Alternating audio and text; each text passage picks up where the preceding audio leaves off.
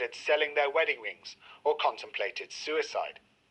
The inquiry then heard how, on his first day as Chancellor in February 2020, Rishi Sunak was presented with a briefing on the impact of the outbreak on growth and financial stability. 2 months later, the Treasury concluded that the economy was in hibernation, with the sharpest fall in output for nearly 100 years. This part of the inquiry will consider the government's responses, such as the £69 billion furlough scheme, which paid part of workers' wages. Doctors at the Royal Manchester Children's Hospital say they're amazed by the progress of a 3-year-old boy who's received pioneering gene therapy for the rare debilitating condition Hunter syndrome. Oliver Chu, who's from California, was unable to produce an enzyme crucial for keeping cells healthy, but his condition is now improving. His elder brother has the same condition. Their father, Ricky, told the BBC the family had been travelling frequently to Manchester. We're trying to make everything fun for them because, they spend a lot of the time at the hospital, so we joke around that he's more British than he is American now because he spends so much time here. The last time when they did the transplant, I think it was about 3 months, my wife was with him, so that was a very difficult time for our family to be separated. But it was something we talked about as a family and said, you know what, we're going to do whatever's best. We'll sacrifice this time, for the better of the future for both boys. The Jamaican reggae singer Jimmy Cliff has died at the age of 81. He was often credited with first bringing the music genre to a global audience.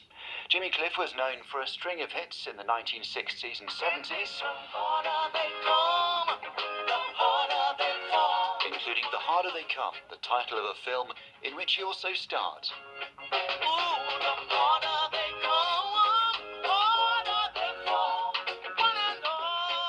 Of Jimmy Cliff, who's died at the age of 81. Tom, thanks very much. More than 300 children and staff are now thought to have been kidnapped by gunmen from a Catholic school in central Nigeria, making it one of the worst mass abductions the country has seen. The Christian Association of Nigeria said 303 students and 12 teachers were taken from St Mary's School, substantially more than was previously estimated. 50 children have managed to escape. Daniel Lattori, a spokesman for the school, said it did not know who'd taken them. You've not heard of anything.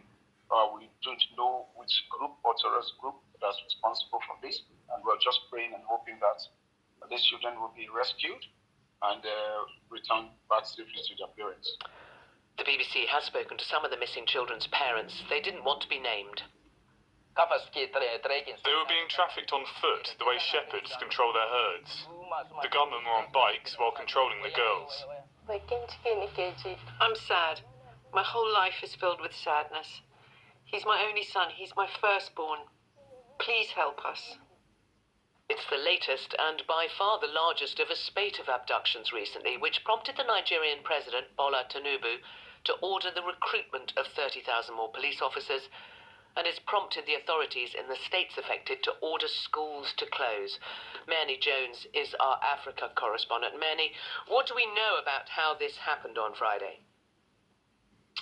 Hi, Sarah. So what we know is kind of emerging slowly because of the remoteness of the village where it happened, Papiri.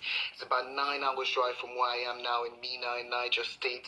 But basically what the school says is that very early on Friday morning, some armed men stormed the grounds of the St. Mary's Catholic School, and they abducted, they say, 315 students and 12 teachers.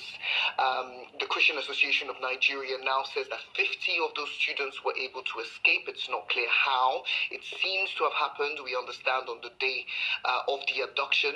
Having covered these stories before, very often in the kind of confusion of the abduction, some kids do manage to escape. But I think it's worth saying that the local authorities are questioning that figure of escaped kids. They say that they haven't seen any evidence of children having escaped, and they've asked the Christian Association of Nigeria to provide them with evidence of this. Okay. Do we know who has taken them and why? At the moment, no armed group has kind of claimed responsibility for the abduction. In this part of Nigeria, which is the northwest, it tends to be, these types of abductions tend to be carried out by armed groups that are looking to be paid a hefty ransom for the kids to be released. Now, obviously, the last couple of mass abductions of children who've happened in this area have happened in the wake of President Donald Trump highlighting this issue that he believes Christians are being persecuted in the north of Nigeria. The government's not doing enough.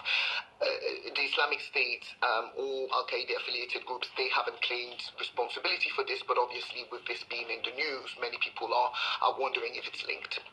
What link? Because of President Trump's comments that this has triggered the kidnap? Yeah, a lot of the time these groups are very sophisticated and very aware of the pressures that the government may be under. So if they're under the impression that perhaps the government is really receiving a lot of pressure from the Nigerian public, or in this instance from the US president, they might think, okay, this is a good time for us to abduct some kids because the government will not want to look embarrassed and they'll pay us a ransom. So some analysts have said, well, it's worth noting that this is coming. We have